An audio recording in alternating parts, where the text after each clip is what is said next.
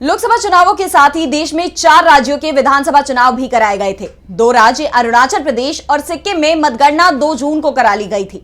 वहीं 2 राज्य ओडिशा और आंध्र प्रदेश विधानसभा चुनावों की मतगणना लोकसभा चुनावों की काउंटिंग के साथ कराई गई।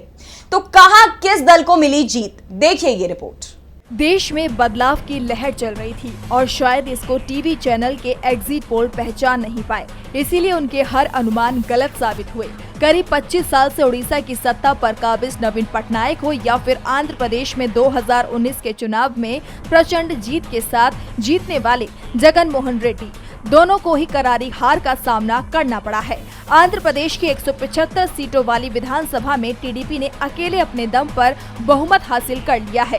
आंध्र प्रदेश में टीडीपी को सबसे ज्यादा 136 सीटों पर जीत मिली है, यानी टीडीपी 2/3 बहुमत के साथ सरकार बनाने जा रही है।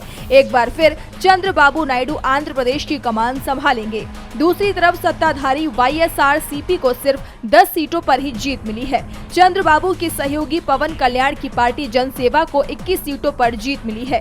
वहीं टीडीपी से गठबंधन करने का फायदा बीजेपी को मिला है और वो 8 सीट जीतने में कामयाब रही।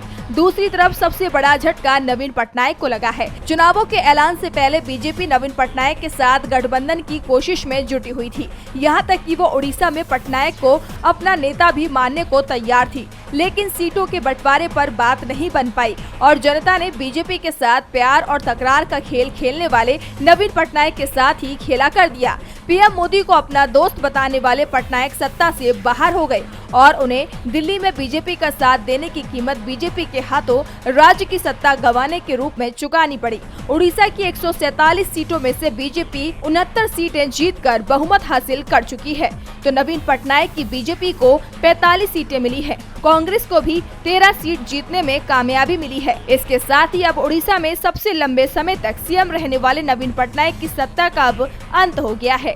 डीबी लाइव की रिपोर्ट।